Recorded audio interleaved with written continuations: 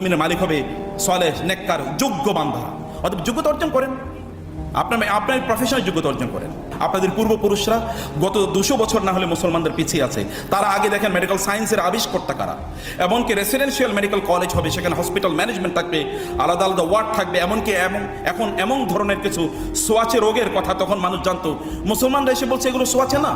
টিকা আবিষ্কার করেছে মুসলমানরা। এমন অসংখ্য রোগ যেগুলো মানুষ চিন্তাও করতে পারত না, যেগুলোর কথা কুষ্ঠরোগীদেরকে জীবন্ত হত্যা করা হতো, সেই রকম একটা জায়গায় এসে বলা না এটা কোনো ছোঁয়াচে রোগ না। আপনার সেই রক্ত তো আপনাদের শরীরে প্রবাহিত, আপনারা কেন হবেন না? কেন আপনারা থাকার পরেও আপনারা এত মুসলিম যুবক এবং যুবতীরা মেডিকেল কলেজে পড়েন, আপনার মেডিকেল সায়েন্টিস্ট হবেন অথবা আপনার মেডিকেল প্র্যাকটিশনার হবেন, কেন আমাদেরকে অন্য জায়গায় যেতে হবে? খ্রিস্টান, ইহুদি, হিন্দু, বৌদ্ধদের কাছে কেন আমাদেরকে চিকিৎসায় যেতে হবে? আপনি আপনার লেভেলে কেন শ্রেষ্ঠ হবেন? আপনার নবী তো কোনো একটা জায়গায় হি ওয়াজ সেকেন্ড টু নান। তিনি তো কারো কোথাও কোনো ক্ষেত্রে তিনি সেকেন্ড ছিলেন না। তাহলে আপনাকে অবশ্যই ফার্স্ট হতে হবে, আপনাকে ফোকাস হতে হবে। আপনি অ্যাভারেজ মানুষ হওয়ার কোনো প্রয়োজন নেই। আপনার সময় আপনি কোথায় ব্যয় করেন, আপনার রাসূল কি করেছে, আপনাকে স্ট্রাগল করতে হবে। আপনার সময় কেবলমাত্র আপনি বলবেন আমার সময় নাই, আপনার সময় কেবল স্ক্রিনে চলে যায়। আপনি প্রোডাক্টিভিটি অ্যাপ ব্যবহার করে দেখেন কতটুকু সময় আপনার স্ক্রিনে যায়। আপনি ইনভেস্ট করেন আপনার নিজের পেছনে, আপনার রাসূলের দিকে তাকান। ছোটবেলায় তিনি কি তার নিজের পেছনে ইনভেস্ট করেছেন? তিনি কোনোদিন গান শোনেন নাই, তিনি কোনোদিন মূর্তি পূজা করেন নাই। তার পার্সোনালিটি এরকম ছিল যে তার দাদা, ইনি তাকে তার পাশে বসাতেন। তার দাদা কিন্তু সম্রাটের মতো মক্কার, এবং তার আলাদা বসার আসন ছিল, যেমন রাজা বা সম্রাটদের থাকে। তার পাশে তিনি মুহাম্মদকে বসাতেন। তার বয়স তখন 8 এবং 9, এবং তিনি বলতেন আমি আমার এই নাতির মধ্যে দেখেছি একটা পার্সোনালিটি, এবং সে ভবিষ্যতে অনেক বড় কিছু হবে। আপনার পার্সোনালিটি অবশ্যই থাকতে হবে। আপনি গান আরেকজনের গান কেন শুনবেন? আপনি কেন সেলিব্রিটি নিজে হবেন না? অন্য সেলিব্রিটির পেছনে কেন আপনি সময় ব্যয় করবেন? আপনি আরেকজনের পেছনে সময় ব্যয় করেন কেন? আপনার নিজের পেছনে সময় ব্যয় করুন। এভরিডে নতুন কিছু শেখেন। আপনি নতুন আপনার যেই ফিল্ড, এই ফিল্ডে আপনি প্রতিদিন নতুন কিছু শেখেন, নতুন কিছু শোনেন, নতুন কিছু পড়েন। আপনি আপনার প্রফেসরদের সাথে, আপনার সুপেরিয়র যারা আছেন অথবা আপনার যারা মানে আপনার সুপারভাইজার যারা আছেন তাদের সাথে আপনি ওয়ার্ডে যান, দেখেন, নতুন কেস স্টাডি করেন। অনেক অনেক বেশি আপনার প্যারালাল। আপনি 5 বছরের সিদ্ধান্ত নেন, আল্লাহর কসম প্রতিদিন আপনি 5 বছর কেবল একটা স্কিল যদি ডেভেলপ করেন, আপনার প্যারালাল বাংলাদেশে কাউকে খুঁজে পাওয়া যাবে না। আপনার রাসূল তো তাই করেছেন। তিনি মক্কায় 13 বছর তিনি আক্রান্ত ছিলেন, মদিনা যাওয়ার পরে তিনি প্রেসিডেন্ট। 23 বছরের মাথায় এই পৃথিবীতে এমন বিপ্লব সাধন করেছেন আর একজনও নাই। অথচ ঈসা আলাইহিস সালামের সাথে মাত্র 13 জন ডিসাইপল ছিল তার, এর মধ্যে একজন তাকে হত্যা করেছে বলে তারাই বিশ্বাস করে। আর আপনার রাসূলের 1.5 লক্ষ লোক তার সাথে হজ করেছে।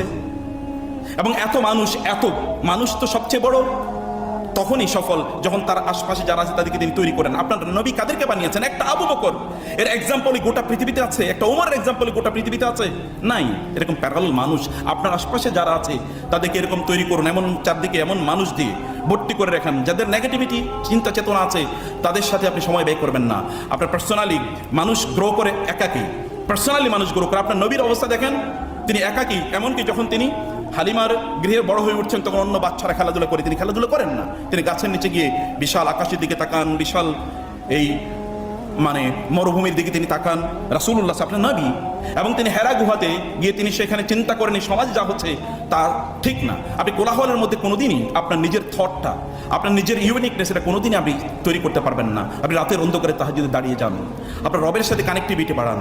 আপনার রব এর সাথে কানেক্টিভিটি না বাড়ালে, আপনার রাসূলের সাথে আপনার কানেক্টিভিটি না বাড়ালে এটা কোনোদিন আপনি করতে পারবেন না। আপনি নির্জনে গ্রো করেন, গাছও কিন্তু নির্জনে গ্রো করে। অনেক বড় কিছু না, ছোট থেকে শুরু করতে। আপনি নিজে বড় একটা কেবলমাত্র চাকরি করবেন এটা মানসিকতা রাখবেন না।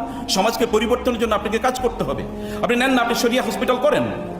আপনি শরিয়া হসপিটালের অভাব বাংলাদেশে, আপনি এরকম আইডিয়া মানুষকে দেন যেন আমি এরকম একটা কিছু করতে চাই। পৃথিবীর শ্রেষ্ঠতম হসপিটালগুলো কেন খ্রিস্টানরা মালিক হবে? আপনারা কেন মালিক হবেন না? তারা তো মিশনারি মানুষ না। মিশনারি কাজ করা আপনাদের জন্য ফরজ, তারা করার কথা না এটা, কিন্তু তারা এই কাজ করছে, আমরা কেন এই কাজ করতে পারবো না? কেবল সকাল সন্ধ্যা একটু চাকরি করবেন, এরপরে গিয়ে সিনেমা দেখবেন, ফেসবুক দেখবেন। ওদেরকে আপনি ইনভেস্ট করছেন, তাদেরকে আপনি ধনী বানিয়ে দিচ্ছেন। আর আপনি পেছনে, আমি ধনী কেবল সম্পদের কথা বলছি না, আপনিও তাদেরকে সেলিব্রিটি বানিয়ে দিচ্ছেন। কিন্তু এটা তো আপনার পার্সোনালিটির সাথে যায় না। আপনি 2 দিন, গতকাল আপনি যা জানতেন আজকেও কেন আপনি তা জানবেন? আপনার পড়াশোনা, যেই জাতির প্রথম শব্দ হয়েছে ইকরা, সেই জাতি না পড়ে থাকে কিভাবে? ব্যাপক পরিমাণ পড়তে হবে। এই রিলেটেড যত বই আছে সব মুখস্থ করে ফেলেন।